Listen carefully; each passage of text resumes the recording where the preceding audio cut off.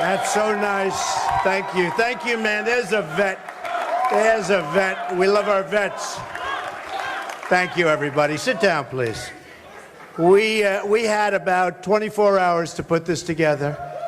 It was very, very quick, and we're here for some very special people, and we're going to hear from some of them. But this is an honor. This is a really honor. And I didn't want to be here, I have to be honest. I wanted to be about 5 minutes away. And I've enjoyed that. I've enjoyed that. All the online polls said I've done very well with that, with the debates. And I've had a kick with it. But you have to stick up for your rights. When you're treated badly, you have to stick up for your rights. You have to do it. And whether we like it or not, whether it's something we want to do or not, and that's what our country has to do. I mean, as an example, Iran, the way they've been treating us with all of this horrible, this deal is one of the worst deals I've ever seen negotiated under any circumstances. And we just take it. We have to stick up for ourselves as people, and we have to stick up for our country when we're being mistreated. Remember that. And I have to go a little step further and say that Fox has been extremely nice, and the last number of hours, actually. And they've wanted me there, and they said, how about now? They called a few minutes ago. How about now? Can you come over? I said, hasn't it already started? And we actually thought what we'd do is we'd let them start, and, you know, we wanted to be about 15 minutes into that hour so that by now they're all tuned in. Look at all the cameras, like the Academy Awards. This is like the Academy Awards. This is the Academy Awards. We're actually told that we have more cameras than they do by quite a bit, so that's sort of interesting. And you know what? That's really in honor of our vets. But they have been. They've been very nice, and they wanted me to go and apologize and everything else, and they did apologize, and they could not have been. But once this started, it's for our vets. There was nothing I could do. I don't know. And you know what? I don't know. Is it, for me personally, a good thing, a bad thing? Will I get more votes? Will I get less votes? Nobody knows. Who the hell knows? But it's for our vets, and you're going to like it because we raised over $5 million in one day. Over $5 million. So that's not so bad. You know, my whole theme is Make America Great Again. And that's what we're going to do. And we wouldn't have even been here if it weren't for our vets. And our vets are being mistreated. Illegal immigrants are treated better in many cases than our vets. And it's not going to happen anymore. Not going to happen anymore. So once this ball started rolling, we couldn't stop it. And you see the House is packed. And literally, this took place less than 24 hours. We had less than 24 hours to do this because I said, listen, I'm not going to do the debate out of respect for myself. I won't do it because it would just be wrong. But I got to, you know, I love Iowa. I'm here. We got to do something. I didn't know we were going to raise $5 million. We actually raised close to $6 million, to be totally honest. But, and I have to say, a lot more to come. You know, we set up a site, www.donaldtrump4vets.com. 4vets.com. And they've raised almost $500,000 just today. So I think this money is going to continue to pour in. And we have some incredible, incredible people. I do want to call out some of the folks that gave a lot of the money. And then we're going to have somebody come up to speak who's an incredible speaker, but much more importantly, it's the subject. Somebody that really, really understands what the vets are going through. But first, we have to talk about people that made a lot of money. And they wouldn't have made a lot of money. They wouldn't even be here if it weren't for the vets and our great military. Because the military, right, Phil, has a lot more guts than you do. Is that right? We have different kind of guts, right? So Carl Icahn gave $500,000. One quick phone call. Would $500,000 be okay? Richard Lefrak, a great builder in New York, gave $100,000.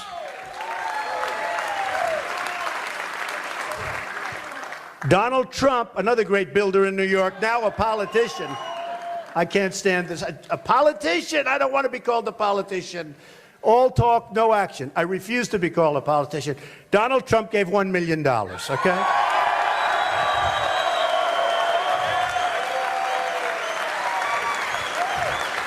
The Fisher family of New York gave $75,000.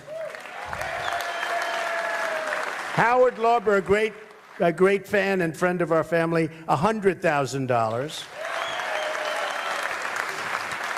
A very, very rich man in New York, a very good friend of mine, a very good person, and he wants to be anonymous. The first time in his life, all his life he was out there.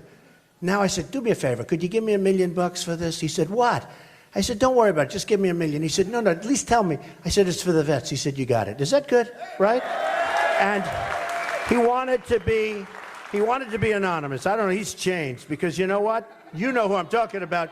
2 years ago, yes?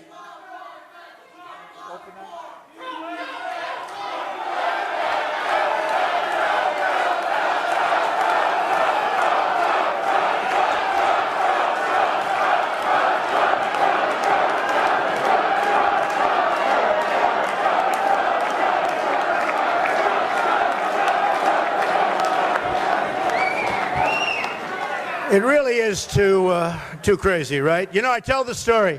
I love protests. I love protests at my rallies because, you know, here, this is a beautiful place, but we have thousands of people outside that weren't as good as real estate as you folks, I will tell you. But we have thousands of people outside trying to get in. We set up cameras, we set up screens, we have everything. But I will tell you, you look at that, I love the protesters in the big arenas because the cameras never move. They're always on my face. And I say to my wife, Melania, honey, stand up. She has to suffer through this. She has to suffer through this. No, I go home. And it's always broadcast. You know, they can never let me like the other politicians. Nobody cares. There's nobody covering them, no cameras. Look at this. It's like crazy. But I'd say, how did I do? She said, you were great. Were there many people there? I say, what do you mean? There were 21,000. It was like in the Mavericks Arena. Or it was, I remember, in Alabama, Mobile, Alabama, we had 35,000 people. By the way, we get the biggest crowds by far. Much bigger than Bernie, although I have to say, he's second. He is second. No other Republican. But we get the biggest crowds. And she'll say, but they never show the crowd. And I'll say, what do you mean they never show the crowd? And I realized they never turn the camera. And I always say, you know, I figured maybe they're fixed. These are new cameras they can't turn. The only way you find out that they're not fixed, they're like pretzels the way they can turn them, is when you have a protester. You can have protesters up in the top and they're turned around sideways. They turn, but they don't want to show the crowd. So it's one of those things. So we have a rich man from New York, a good guy who's become a little bit reclusive, obviously, $1 million. He's a great guy. We have another unbelievable man, Ike Perlmutter from Marvel. He did such an unbelievable job. One of the great, great men of our country in terms of business and talent.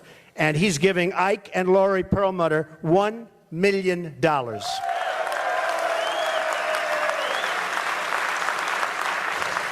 J.J. Cafaro from Florida and from Cleveland. He's a man who made a lot of money in Cleveland, does a good job, and a fantastic man. $50,000. J.J., thank you. Another great friend of mine, one of the most brilliant men you'll ever meet, a phenomenal world-class poker player. You wouldn't even know it. He doesn't do that for a living. He makes money for a living in every way. You cannot make a deal with this guy and come out on top. It's impossible. In fact, I'm thinking about him for China. How about him negotiating with China? Okay? You know, China, this year in trade, will make over $500 billion in terms of our trade deficit. $500 billion. That's no partnership. And I'm a free trader. I love free trade. But we have to use our head. And we use political hacks to negotiate with the Chinese. And they have the smartest people. I deal with them all the time. I love the Chinese. They buy my apartments for millions. I have their largest bank in the world from China in one of my buildings. I love them. I'm not blaming the Chinese. I'm not angry at them. I'm angry at our politicians because we have people that are incompetent running our country. Why should we be losing in trade deficits $500 billion a year? So it's not going to happen. So if I took a guy like this, put him in charge, his wife is so incredible. Would you both come up? Mr. and Mrs. Phil Ruffin, come on up. Come up. Come up.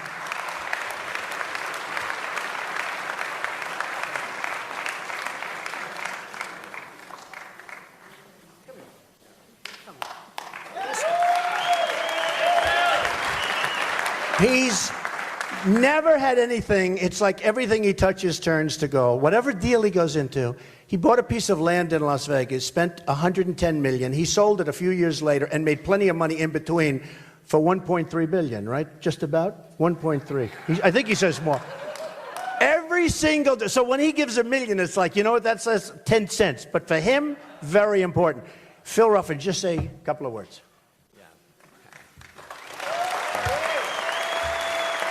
Thank you. I'd like to introduce my wife, Alexander. Donald and I have been friends for some 18 years and business partners. And about 2 years ago, I said, Donald, if you ever run for president, I will give you $1 million. Well, he ran. I gave him $1 million. He sent it back. He said, I can't take your money. I couldn't believe it. In any case, he's a great man, and I'm very happy. My wife and I will donate $1 million to your charity. And thank you very much.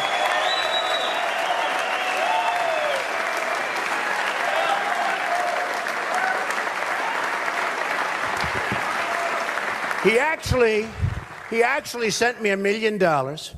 And he said, there's 10 or 20 more of them if you want it, if you need it. And I sent it back. I just can't stand it. You know, I'm self-funding my own campaign, right? I'm sorry. But all my life, I made money. I've always been good making money. I think I have great imagination, but I made money. And all my life, I did well. And my father always said, everything he touches turns to gold. That's why I use that same expression on him, because there's a guy, believe me, and I'm a fantastic guy. But he always said, everything my boy touches turns to gold.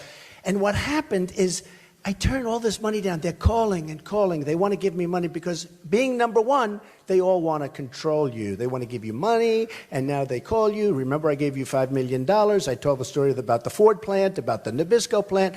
So what happens is all my life, and I'm turning down millions. And I was in Iowa in a different location. We had 4,000 people. And I went to those people. I said, listen, I don't feel good about turning down money. Because my whole life I've been greedy. I've grabbed all the money I could get. I'm so greedy. But now I want to be greedy for the United States. I want to grab all that money. I'm going to be greedy for the United States. And it's true. But I always felt guilty. So I'm in this beautiful place, and the crowd is lovely. I mean, we have the most incredible people in this country, in Iowa. But in this country, it's like a movement going on. The cover of Time magazine this week is a whole thing. It's a cover story. In fact, they have, there it is. Hold that up. They have the back of my head. They have the back of my head with a massive crowd in front of me, and they're covering the story. And I said, I didn't even know they were doing a story, and it's the cover of Time. They're talking about the movement. It is actually a movement. But what's happening is, I said to the crowd, let me ask you this one thing. Supposing, and I promise you I won't be influenced, could I take all this money? Because I'm turning away so much money. Stand up, please. Could I take all this money? And everybody went crazy. No, no, no. There was only one guy, and he was in the back corner of the room, and he was a crooked-looking guy. He was the only guy. He looked like such a crook. And he said it's okay to take it. And I looked at that guy and said, I don't want anything to do with that guy. It's the only guy. So I feel a little bit foolish not taking the money. But you know, you look at a guy like Jeb Bush. He's taken 100 low energy. He's taken 120 extremely low. Oh, I shouldn't say it. He's debating right now. Maybe he's doing great. He's probably looking for me. He's saying, has anyone seen Trump? Why? Where's Trump? Where is he? Where is he? Jeb. He's taken $128 million. People that I know, killers, like him, killers. They put up $5 million, $2 million, $8 million. They're lobbyists, they're special interests. They're not doing that for their health. And whenever we have a problem, you know, a lot of times, I was telling the other day, because I know most of the lobbyists, I mean, I've used them. I was on the other side. 7 months ago, I was on the other side. I was a big giver. But I know these people. And I said, believe me, when they put in $6 million, $5 million, $1 million, they're not just doing it. They want something for it. And when you see these horrible deals that are being made, and they are horrible, the politicians aren't that stupid. You think they're horrible. You say, how is it possible that Iran just got $150 billion from this country on one of the dumbest deals ever, and they just went out and their first purchase is 114 Airbus jets, not Boeing jets. And then we have from France and from other countries in Europe. And think of it. And then they go to Russia, they're buying missiles. And somebody said, you know, the 24 days, they have 24 days, but the clock doesn't start ticking for all this, so it could be forever. And then they actually do self-inspections. Can you imagine it? And we didn't get our prisoners, I call them hostages, prisoners, we didn't get them back. And then we get the money. So we paid $150 billion, sets such a bad tone for kidnapping that it's a disgrace. So who would believe this? Who would believe what's going on? But when you see that Airbus gets our jets, Russia gets the missiles, which, by the way, they're not supposed to be ordering, just so you understand. Big order, missiles, and other things from Russia. Everybody's getting the money but us. But when you see the politicians and you say, man, that's a bad deal. That's such a stupid deal. How can anybody be so stupid? The reason is the politicians are being taken care of by their lobbyists and their special interests that have interests with Airbus, that have interests with Russia and missiles, that have Airbus with all of these people that are taking that $150 billion. Now, one of the things, and by the way, we have Mike Huckabee sitting right here. Governor, get up for a second. Get up. A great guy. And Rick Santorum, Senator. Where's Rick? Rick?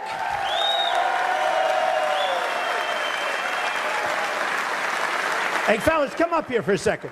But just so you understand, and these two are not in that category. Come on up, Rick. Come on up, Governor. They are not in they're the only two politicians. They would never do a thing like this. Come on up. Come on up. Look.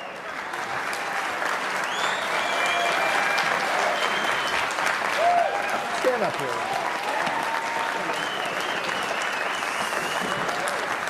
And Mrs. Huckabee and Rick's daughter. Stand up. Stand up. USA.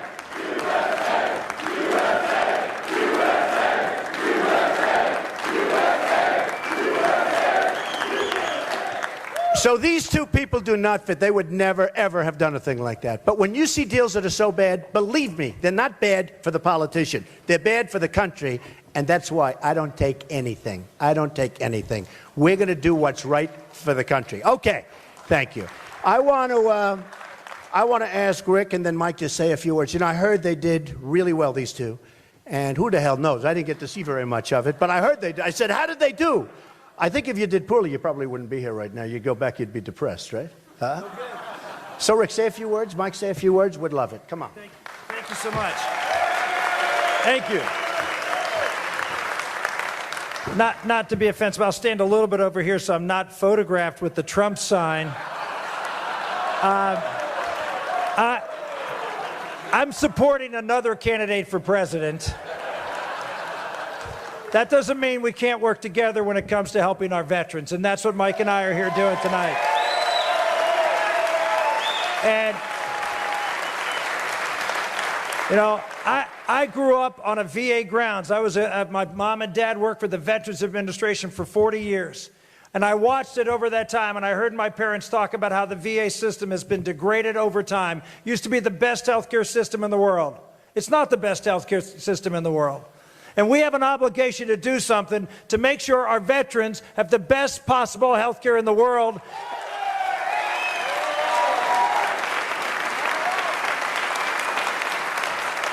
And we can give them that by allowing every veteran to go to any hospital in their community to get the care that they need when they need it.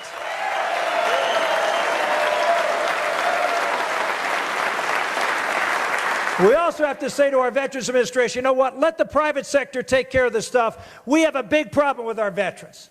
And I hope a lot of the money tonight that's raised, it goes for that. 22 vets a day commit suicide. 22 vets a day commit suicide because of PTSD and related mental illnesses. Here's what I'd like to do. Let's take all that money for the VA and let's put it into making the Veterans Administration a center of excellence to deal with PTSD and take care of our vets with their mental health problems.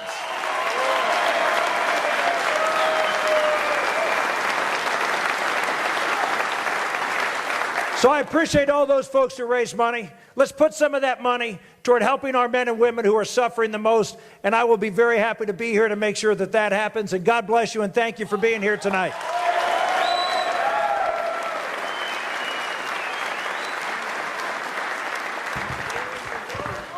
I figure you're going to get the photo anyway. I might as well just stand here and be done with it.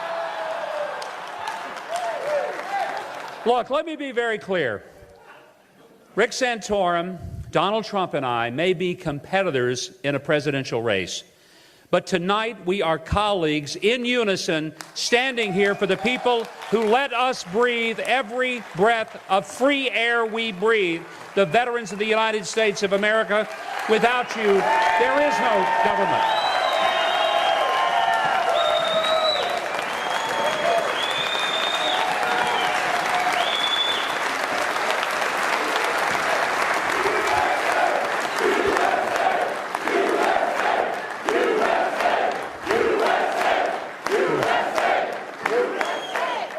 You see, in my mind, I was hearing you say, "Go, Huck, go," but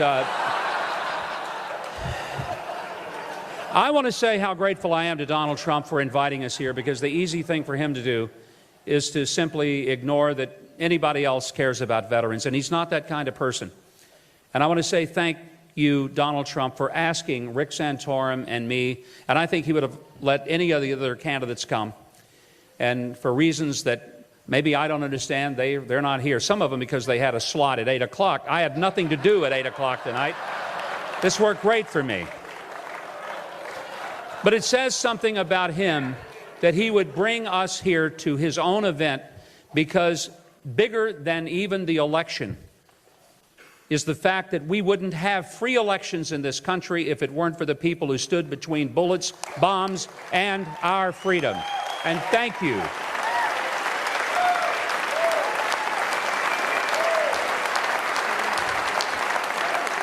I want to do one simple thing tonight. I'm done. I'll turn it back to Donald Trump. In September 2005, a very good friend of mine who teaches school at the Joe T. Robinson High School in Little Rock, Arkansas, did something pretty extraordinary on the first day of school. She got permission of the principal. She had all the desks from her classroom removed. Every desk taken out. The kids came in for first period, and they said, "Ms. Cothran," her name is Martha Cothran. Her dad was a World War II POW. So she takes all the desks out. When they come in, they say, "Where's our desk?" She says, "You don't get a desk in my class until you can tell me how you earn it."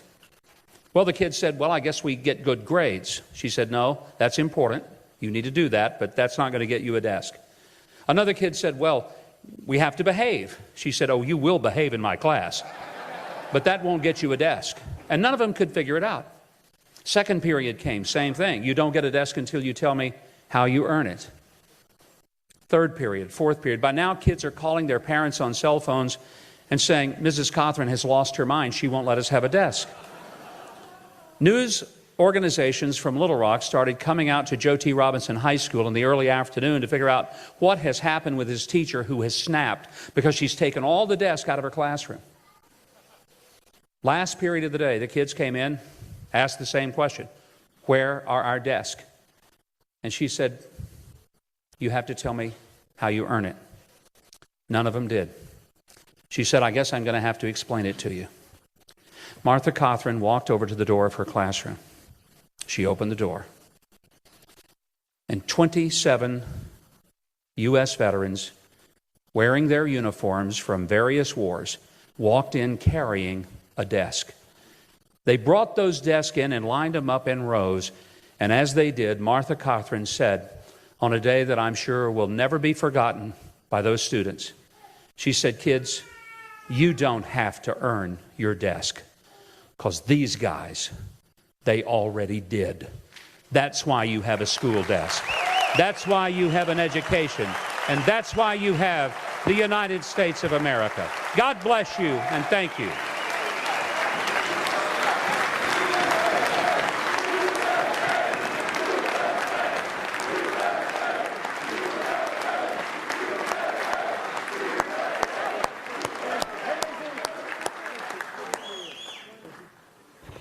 two amazing people, really great people. I've gotten to know them very well, being on the trail, as they say. And I'm very happy with what's going on the trail. I've had an amazing period of time. And I'm not going to be doing polls tonight. Usually I'd like to get up and do polls. And everybody, even Mike would say, why do you keep doing those polls? I say, because they're so good. You know, when you...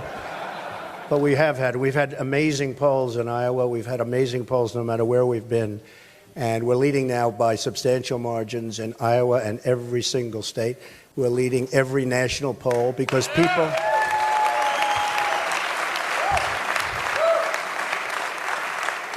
are tired and they're sick of seeing what's going on with our country, how incompetently we're run, how our military is being decimated. And for tonight, you know, as an example, what's happening tonight. You see the kind of love in this room. There's amazing love. The veterans are the most amazing, the warmest, the best people. And we're going to take care of our veterans. So I just think it's great. So I'm going to introduce somebody who's going to speak for a little while. And I said, take your time. And he's going to introduce a couple of his friends. But he's been through a lot. And John Wayne Walding, I think a lot of you have heard, actually become a very famous person. He should be much more famous than me because he's a lot more courageous than I am, I will tell you. I'm financially courageous, but the other stuff, I don't know, I'm so good. So he spent 12 years in the United States Army, with 7 of those years being in the 3rd Special Forces, top of the line, group at Fort Bragg, North Carolina. He has combat deployments to both Iraq and Afghanistan. And during his career at the 3rd Special Forces Group, really the elite, these are the best, he worked on a Special Forces operator and as an operator at the sniper detachment and as a sniper instructor. He is a phenomenal world-class marksman and shot. His military school experience includes Special Operations Target, Interdictin courses, Special Forces Advanced Urban Combat, not easy, 3rd SFG Advanced Sniper, Special Forces Qualifications courses, and airborne and air assaults. He's got every single thing in the book. John's awards and badges include Silver Star, Bronze Star, Purple Heart, Combat Infantry Badge, Airborne Air Assault, and Air Special Forces tab. John participated in numerous battles during his deployment.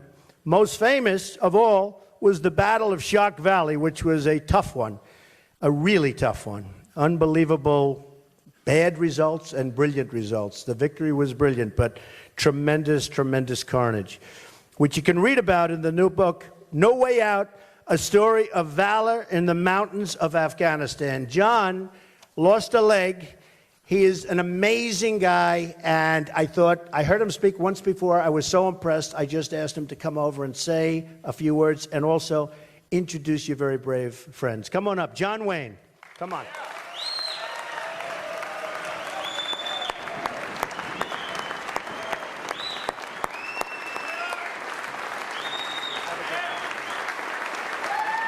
Thank you.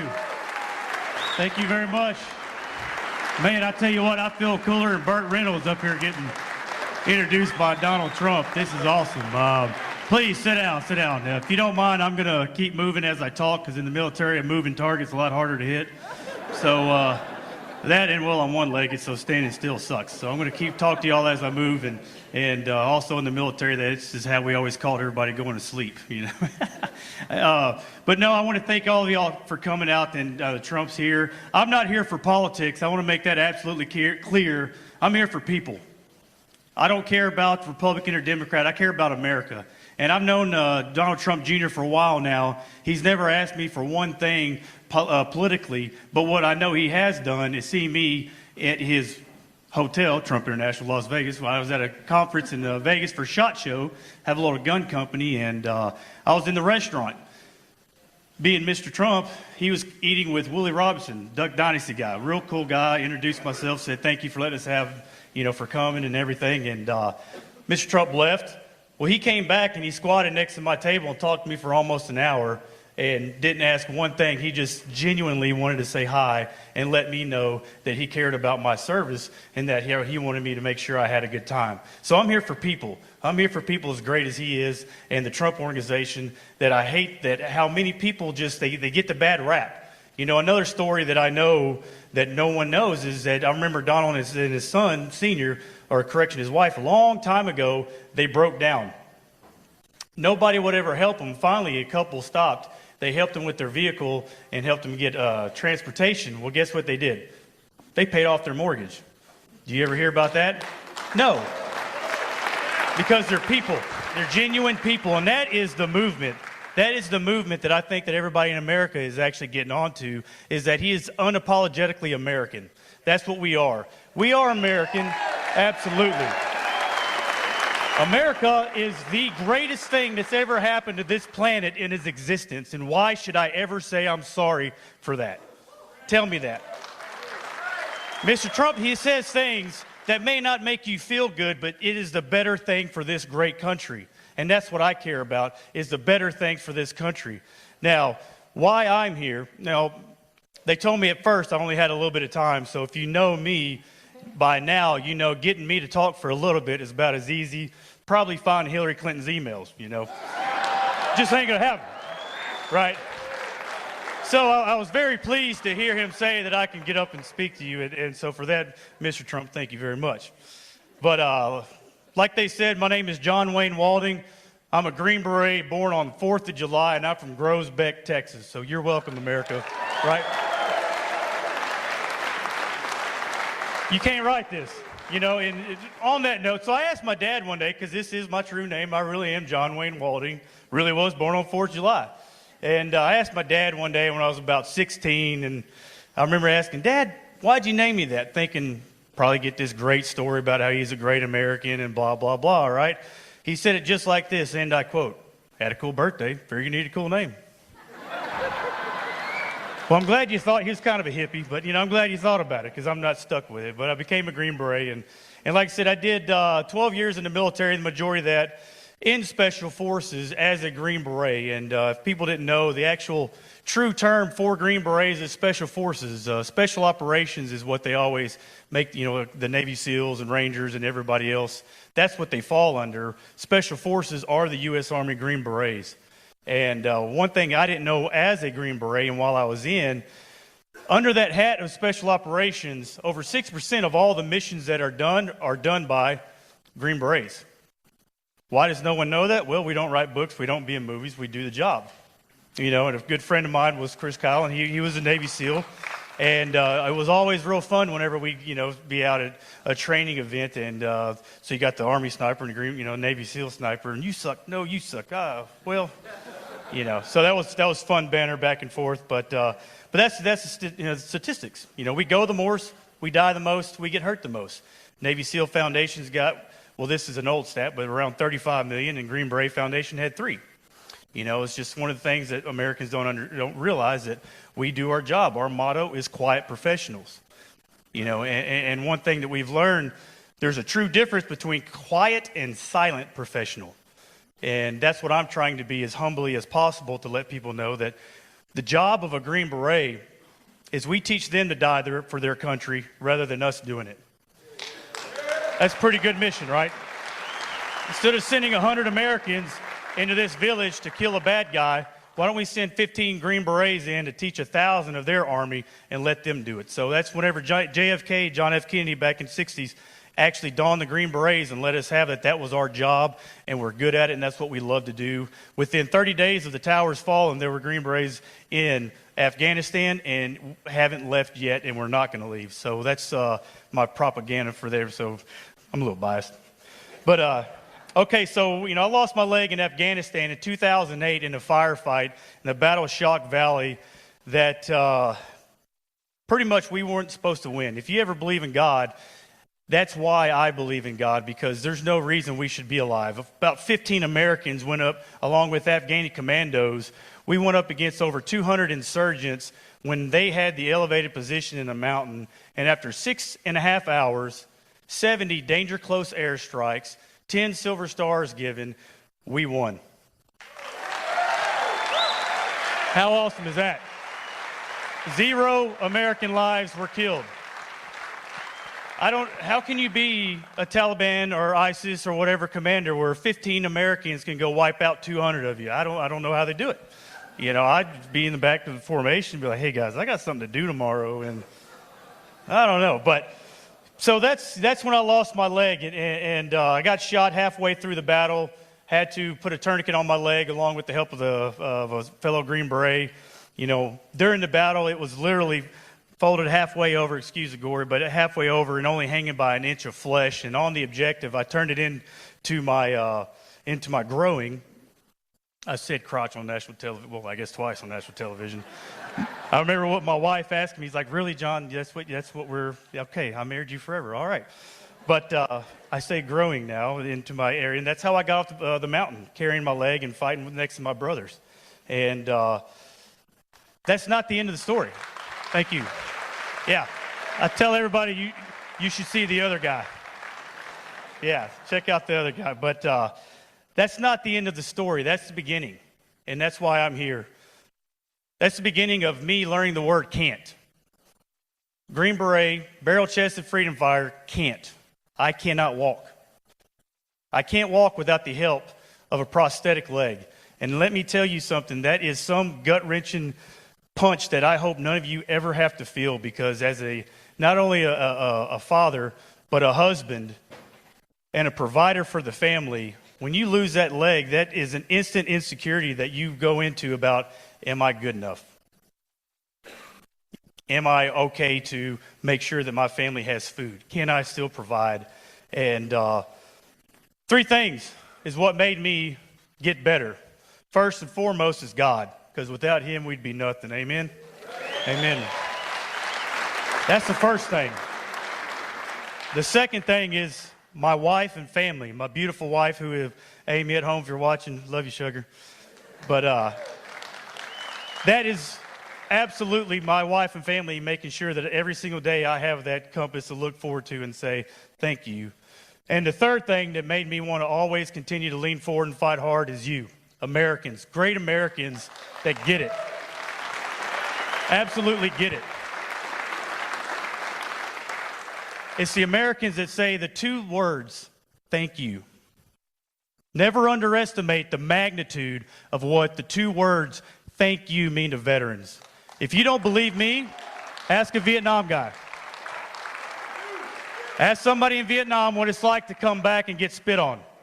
Ask somebody in Vietnam what it's like to get called a baby killer. I'll tell you right now, if I lost my leg for my country and I got spit on, I'd be homeless, single, and have an addiction problem, because those 2 words are absolutely that mental validation that says it's worth it. Right? That's what everything we do, it says it's worth it. I like to joke, I like to have fun, and I always say I make one-legged look good. I don't have a face for radio. I'm up here, so it's not too bad. But I'll be honest with you, if I didn't tell you that it sucks being one-legged. It sucks not being able to do calf raises. It sucks not to be able to walk to the bathroom in the middle of the night. It sucks whenever your kids are wanting to play soccer and you can't do it because you've been working all day with a real job trying to make your money. But it's worth it. Why? Because thank you. Great Americans like yourselves that say thank you, and it makes that mental validation that says it's worth it. And what does that do? That makes me not just want to be a husband, but a loving husband.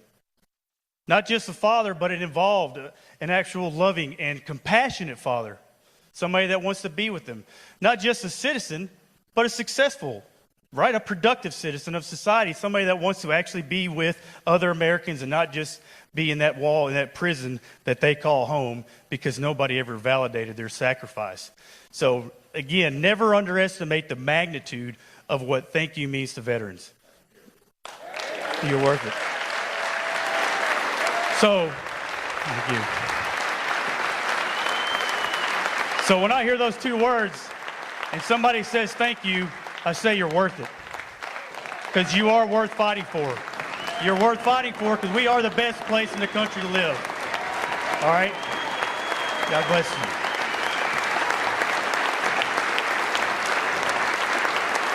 This is awesome. All right. So when you say thank you, I say you're worth it, and I mean it. But let me tell you something else, though. We lose 22 vets a day to suicide and lack of transition. And I can tell you I felt that firsthand. Because not only when you get back, the military gives you a big old shopping cart full of drugs that says, hey, you got shot, take these, it'll make you feel better. And about after a year, I realized I'm healed. You know, I'm healed. My injury, my leg ain't growing back. I tried, never mind. So anyway, I've tried. It ain't going to heal. My incisions, stitches, everything out, it's not going to heal. But guess what? I still hurt. I hurt every single day, and I know that will take it away. Fortunately, I had God, my family, and my country behind me, but not everybody gets to feel that. And you lose that compass, right? Whenever you get out, people don't care. You know, they don't care. Everybody loves you, and they pat you on your back, but who's going to pay the bills, right? So when you get out, you don't know where that compass is spinning. I challenge you to find a veteran or someone that has better work ethic, better dedication than a veteran. But when that compass is spinning, that's when the insecurity builds in. That insecurity instantly becomes sadness because you're sad. You got the boo-boo lip out. That's what I call the boo-boo lip. I rarely bring it out, only when at home. But you get that out, and then that instantly becomes depression. You know, you get depressed. Man, I suck at life. I can't even pay my bills. You know, I don't get a paycheck on the 1st and 15th, and that 4 walls become a prison. You know, that's how it happens. And I want to punch that in the mouth. I want to punch 22 vets committing suicide in the mouth, and the way that I do that, absolutely. And the best thing, and I want to speak specifically to veterans right now, if you're having that problem, that life sucks, right? Because you're one-legged or no-legged or whatever, you know, just a civilian now, which it is kind of weird being a civilian, I'm not going to lie. Got a weird feeling to it. But you see that compass spinning, you don't know what to do. When you start getting sad, you need to tell yourself that you owe it to the fallen to live well. And think about that. All right? I have over 30 names that are embroidered into my center console, and it's not because I think it's cool to see a lot of names. It's because I knew every single one of those names, and they're dead now. And I have to stomach that. You know, the Army, the military, Green Berets, they teach us how to deal with death, but not deal with it. And I'm not saying that needs to be the mission. They need to be able to shoot, move, communicate, do the great things that we do. However, that's something that we don't have the coping mechanism. And the 35th time that you get that call and say, hey, Ryan got it. Or, hey, Aaron Bellagio, he's no longer with us. Or even worse, what if you're stateside and you see that casket being lowered with that American flag down and his family's there with his wife, 3-month baby, that looking at you? Do you say, I'm sorry? What do you say to that? It's impossible to actually make a statement to say, sorry for your loss. Here's how you do that. You live well for the fallen. That's a debt that you owe. If your life sucks, they win. Right? If your life sucks, they win. And that's something you cannot let happen. So whenever you get that feeling that it's over, hey, guys sleeping over there. There you go. I got you, boy. What? Been on TV? Called me out? Hey, I'm just saying. But whenever you get that feeling of hopelessness or that feeling of sadness, remember, you owe it to them to live well. And that's the best middle finger that you can give to the Taliban, is to live great and live awesome. All right?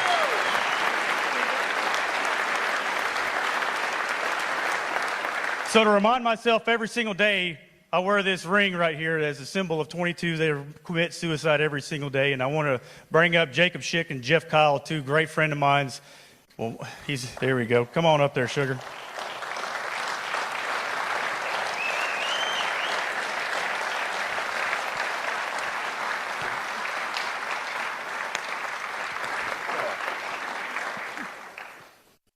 Jake is the executive director of the 22 Kill Project, and that's what he is absolutely, that's why he breathes air, is to punch 22 vets committing suicide in the mouth. And so I want to let him talk to y'all about the 22 Kill ring, and we're going to present one with Mr. Trump tonight. Thanks, brother.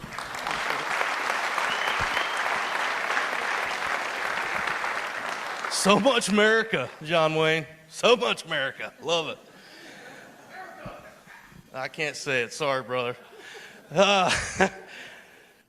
So we wear these honor rings. I'm blessed to be a part of a great organization to fight the staggering statistics that 22 warriors die by suicide every day. Not only do we lose them on the battlefield, but we lose them when they come home by their own hand. And on average, it's 22 a day. All three of us, we're all war fighters, and we've all buried brothers. And it's unacceptable. So at 22kill.com, we fight like hell every day to end that statistic and let these warriors know and their families know you're worth it. Keep fighting the good fight. People wonder why we're the best military in the world. I'll tell you why. Because it's one team, one fight. We're all in it together.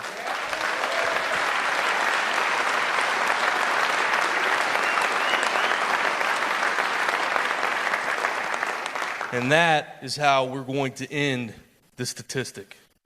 So we wear these honor rings on our trigger fingers for a reason. It's not a fashion thing, it's a life thing. Because this life is absolutely worth living.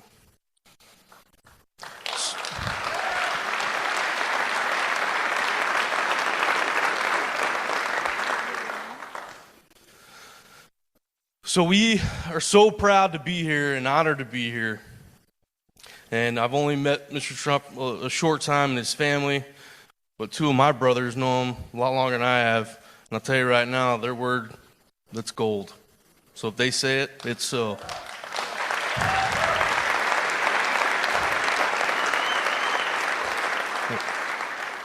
And with that, these honor rings mean so much to us because it's a silent salute to those who served and or are serving, and to highlight the fact that we lose 22 of our finest every day by their own hand.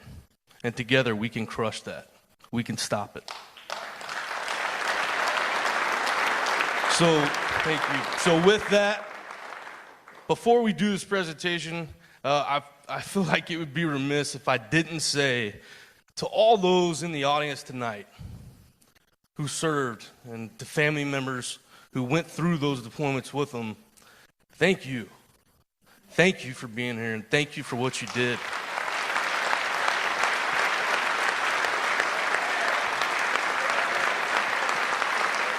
And to our Vietnam veterans, welcome home. Welcome home. And with that, I would like one of my best friends and fellow Marine, we're better, get over it, John Wayne, we're better, to present Mr. Trump with his personal honor ring that we brought for you. And we hope that you wear it with pride and remember that one team, one fight aspect so we can make America great again together, brother.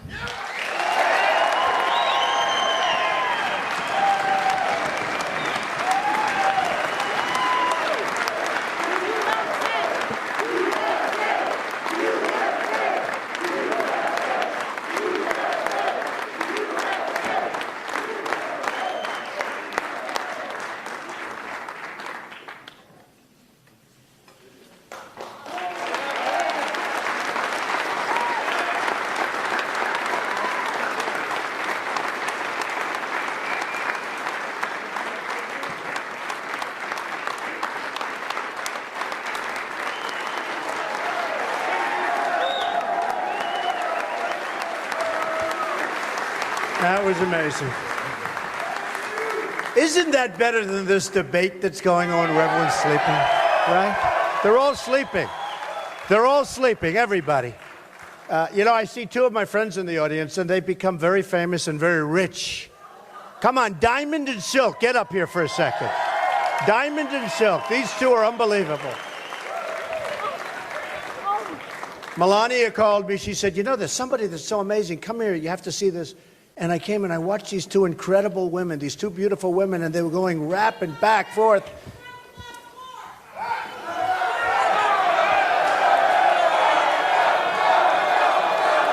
Never ends.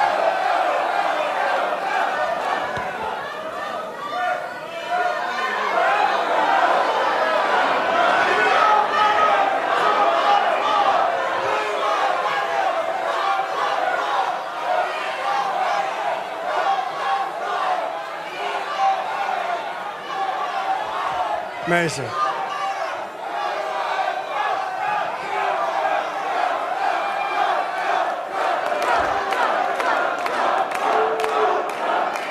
All right, thank you. I don't know. You know, I really believe if we took them into a room and just talked to them, it would be fine. Yeah. They'd understand. We want strength. We want good health care. We want protection. We want borders. We want the wall. We want the wall. But if we could sit with them for about 10 minutes, maybe they'd understand. Say hello. Hey, how y'all doing? Hi. And you know, it really amazes me how people from the other camp want to come in here and mess up our stuff because their stuff is boring. Yeah. But we all know that Donald J. Trump is going to make America great again, don't we? Yeah. Okay.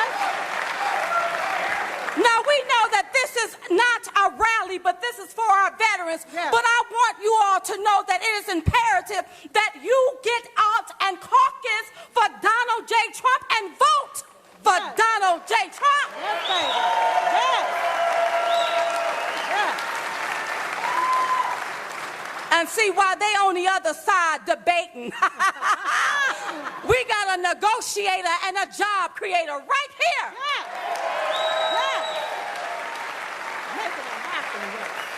And it is up to all of us to help Donald J. Trump make America great again.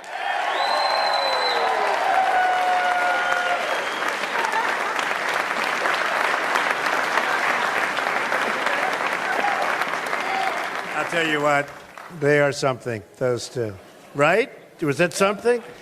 They really have, they've become a sensation all over the internet, all over everything, and we really appreciate it. So, just to sum up, we have an amazing country. We need strong leadership. We need compassionate leadership. We have to take care of our health care. We have to take care of our borders. We have to make our military so strong, so big, so powerful that nobody messes with us. We're never going to have to use it. We want nobody to mess with us. All over, and I tell this story all the time, I see our generals, they're always on talk shows. They're retiring, or even when they're not, they're talking about where the enemy is, how.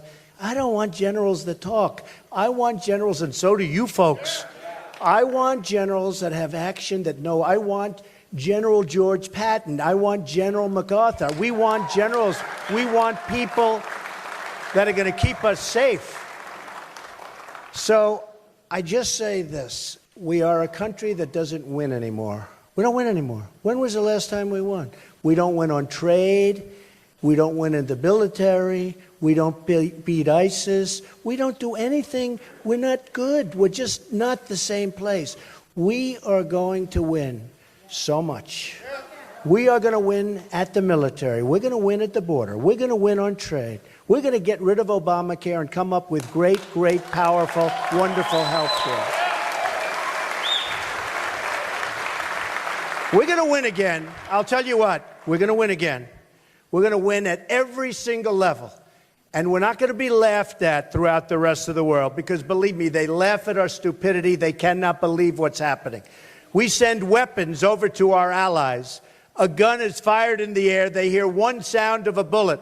They drop the weapons. The enemy takes them. And now people come back from the Middle East and they tell me, Mr. Trump, they have better weapons than we do. They have the new versions. They have the best weapons. The enemy. Not going to happen anymore. It's not going to happen anymore. I will tell you. So, this is a special night for me, and I had no idea this was going to happen. We started out literally 24 hours ago, maybe less. We had no idea, and we went out. We set up the website. I called some friends. And we just cracked, the sign was just given, we just cracked $6 million, right? $6 million.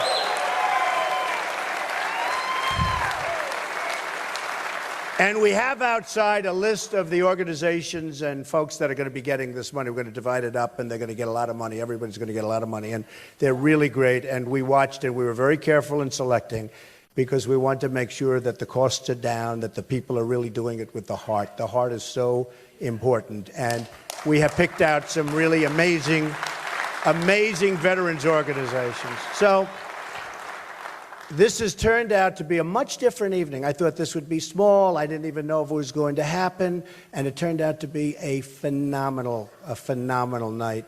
I've gotten to meet some incredible veterans. I've gotten to meet John Wayne and your friends, and they are something. I'm not going to mess with them, okay? And I want to thank my entire family. I'll tell you, you have Vanessa and Don and Jared. Big success, right, Don? Jared, he's doing good.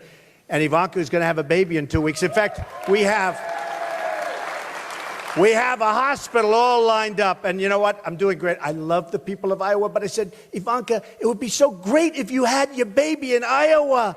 It would be so great. I'd definitely win. Stand up, honey. Say hello. Say hello.